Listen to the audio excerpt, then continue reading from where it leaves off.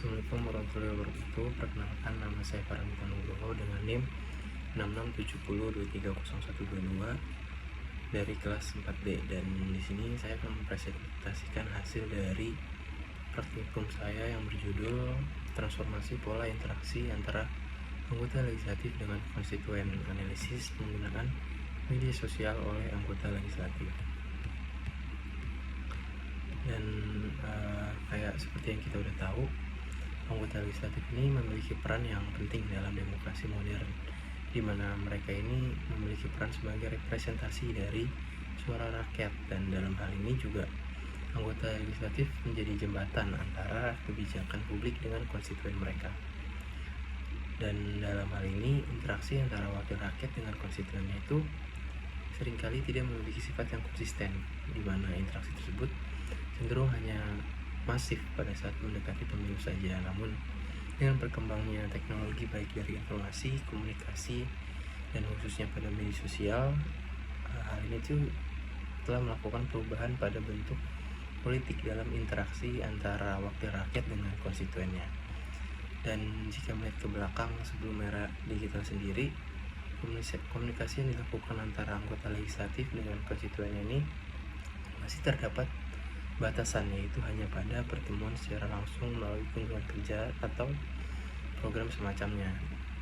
Adapun komunikasi yang dilakukan sebelum era digital ini dianggap terlalu satu arah dan terlalu formal, yang mengakibatkan adanya jarak antara anggota legislatif dengan masyarakat. Akan tetapi seiring dengan berkembangnya teknologi sekarang, media sosial ini seakan menawarkan akses jembatan baru bagi para anggota legislatif untuk dapat lebih mengedepankan fungsi representasi mereka dengan lebih responsif dengan menggunakan media sosial seperti Twitter, Instagram, Facebook, hingga TikTok. Media sosial tersebut juga menjadi platform alternatif untuk dapat mempermudah anggota legislatif yang bertujuan untuk dapat berinteraksi secara langsung kepada masyarakat. Adapun berdasarkan Indonesia pada Januari 2025, Indonesia ini menjadi rumah bagi 143 juta identitas pengguna media sosial dan setara dengan 50,2% dari total populasi, yang dengan hal tersebut mencerminkan betapa besarnya peluang yang dimiliki politisi untuk dapat menjangkau masyarakat luas melalui platform digital. Komunikasi yang sebelumnya terbatas secara institusional sekarang dapat menjadi lebih informal dan meluas, di mana dengan media sosial ini menjadikan komunikasi lebih partisipatif secara daring. Komunikasi dan representasi ini juga tidak lagi tentang kehadiran secara fisik, namun tercipta karena adanya keterlibatan aktif melalui ruang digital. Dan di era digital juga kita dapat melihat banyak perubahan yang terdapat pada bagaimana cara dan juga proses dalam politik, termasuk perubahan pada mekanisme representasi antara wakil rakyat dengan konstituennya. Selain itu juga di Indonesia sendiri atau bahkan di daerah masing-masing, kita melihat kalau para anggota legislatif ini terlihat semakin aktif untuk berkomunikasi kepada masyarakat dengan menggunakan media sosial. Akan tetapi di balik besarnya perubahan dan juga potensi demokrasi yang diberikan oleh platform digital ini, terdapat beberapa pertanyaan dan juga hambatan, seperti apakah transformasi ini dapat dengan baik memperkuat fungsi perwakilan, dan untuk dapat menjalankan kelebihan yang diberikan di era digital terdapat beberapa hambatan dengan bagaimana anggota legislatif dapat mengimplementasikan representatif melalui media sosial. Jika dilihat dari jurnal yang ditulis oleh Arifianto dalam Firmansyah 2021 menjelaskan bahwa seringkali aktivitas media sosial yang dilakukan politisi ini lebih memiliki sifat yang membangun popularitas mereka daripada menjadi sarana untuk dapat menyalurkan dan mendengarkan aspirasi masyarakat. Kita juga dapat melihat dari bagaimana media sosial ini menjadi media komunikasi yang semakin hari semakin gencar dalam aktivitas politik, di mana dalam media sosial politikus ini dapat melakukan banyak hal seperti membangun interaksi langsung dengan masyarakat, mendengarkan dan menyampaikan aspirasi, hingga membentuk popularitas dan juga citra terhadap publik. Selain itu, Jika kita lihat dari konsep representasi politik dalam sistem demokrasi, representasi politik ini merupakan salah satu faktor yang penting yang bisa digunakan untuk dapat menjadi jembatan antara keinginan rakyat dengan kebijakan yang akan diambil oleh pemerintah. Konsep ini cenderung mengacu kepada proses di mana suatu individu atau kelompok yang sebelumnya telah diberikan mandat dan diharapkan untuk dapat menyuarakan keinginan atau aspirasi masyarakat luas dalam ruang legislatif. Jika dilihat dari karyanya Hannah Pitkin yang berjudul The Concept of Representation, dijelaskan kalau representasi ini terbagi menjadi beberapa bentuk, yaitu representasi formalistik. Hal ini tuh melakukan penegasan pada legalitas dan juga mekanisme institusional. Terus juga ada representasi simbolik, representasi substantif, dan juga representasi lainnya. Nah, media sosial ini juga nggak hanya berfungsi sebagai saluran komunikasi politik, melainkan juga menjadi ruang perdebatan publik yang mempengaruhi kredibilitas seorang wakil di hadapan konstituennya. Oleh karena itu, pemahaman terhadap konsep representasi politik ini tidak dapat lagi menggunakan kerangka yang konvensional. Kemajuan teknologi digital, terutama media sosial ini menuntut perumusan ulang hubungan antara wakil rakyat dan masyarakat.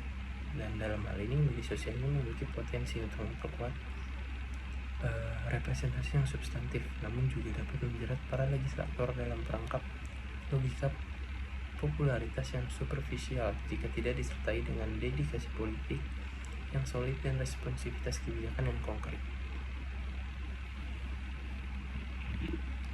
Nah, selanjutnya seperti yang kita tahu juga, transformasi digital ini telah mengubah secara mendasar cara anggota legislatif ini berinteraksi dengan konstituennya. Media sosial ini sebagai salah satu pilar utama dalam transformasi ini yang tak hanya memperluas saluran komunikasi tapi juga menggugat paradigma representasi politik tradisional. Jika kita lihat yang dahulu, hubungan antara wakil rakyat dengan masyarakat ini terikat dalam kerangka formal, terbatas dan juga bersifat hierarkis, seperti melalui rapat-rapat resmi atau kunjungan langsung. Nah, jika kita lihat sekarang, ruang publik digital ini menawarkan wadah yang lebih fleksibel, interaktif, dan juga responsif, memungkinkan komunikasi ini jauh lebih dinamis dan juga secara langsung. Pemanfaatan media sosial ini juga oleh legislator di Indonesia ini juga pada umumnya menunjukkan dua arah utama. Seperti yang pertama ini, platform ini sering digunakan untuk membangun dan memperkuat citra diri serta keberadaan politik mereka di mata publik. Kedua, media sosial ini berpotensi menjadi ruang untuk membangun komunikasi yang lebih substantif dan bermakna dengan masyarakat. Dan sayangnya emang sejumlah penelitian menunjukkan kalau praktik Indonesia ini masih lebih condong pada kecenderungan pertama, yaitu membangun citra diri dan juga popularitas dari politiknya saja. Menurut Firmansyah 2021, aktivitas anggota legislatif muda di Twitter ini lebih diarahkan untuk membangun narasi pencitraan pribadi ketimbang memfasilitasi diskusi kebijakan yang melibatkan publik. Temuan serupa juga diungkapkan oleh Mustanir di tahun 2024, menunjukkan kalau media sosial ini cenderung hanya digunakan sebagai ajang untuk memamerkan aktivitas politik tanpa strategi interaksi yang terarah dan juga secara mendalam. Meski emang dengan hal tersebut, potensi media sosial sebagai alat representatif politik ini tidak dapat dipungkiri. Platform ini emang memungkinkan komunikasi dua arah yang sulit dicapai dengan mekanisme seperti dulu.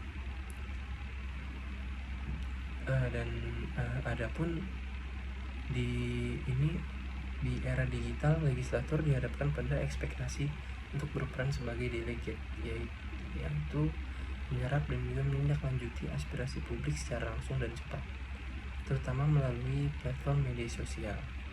Namun tekanan untuk merespons isu-isu tersebut yang sering viral ini seringkali mendorong legislator untuk mengesampingkan peran trustee mereka, yaitu membuat keputusan kebijakan berdasarkan analisis mendalam dan pertimbangan rasional.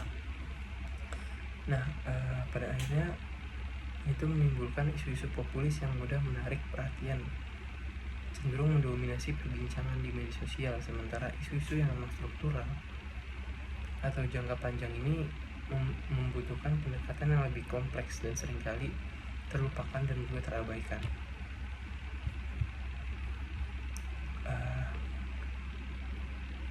Selanjutnya, transformasi digital ini melalui media sosial memang telah membuka peluang baru bagi representasi politik di Indonesia. Transformasi digital juga mengubah pola interaksi antara anggota legislatif dan konstituennya dari yang sebelumnya formal menjadi lebih fleksibel dan juga interaktif. Namun pada akhirnya pemanfaatan media sosial oleh legislator ini masih didominasi oleh upaya pencitraan diri dengan minimnya keterlibatan dalam diskusi kebijakan yang substantif. Nah, tantangan seperti orientasi pada popularitas dan juga tekanan merespon isu viral ini seringkali mengesampingkan analisis kebijakan yang mendalam. Keberhasilan media sosial sebagai alat representasi ini bergantung pada kemampuan legislator untuk menggunakannya secara deliberatif, membangun dialog yang bermakna dan juga meningkatkan akuntabilitas. Tanpa adanya pendekatan tersebut, media sosial ini cukup berisiko menjadi panggung performatif yang mereduksi esensi dari representasi politik. Sekian dari penjelasan praktikum saya, kurang lebihnya mohon maaf. Wassalamualaikum warahmatullahi wabarakatuh.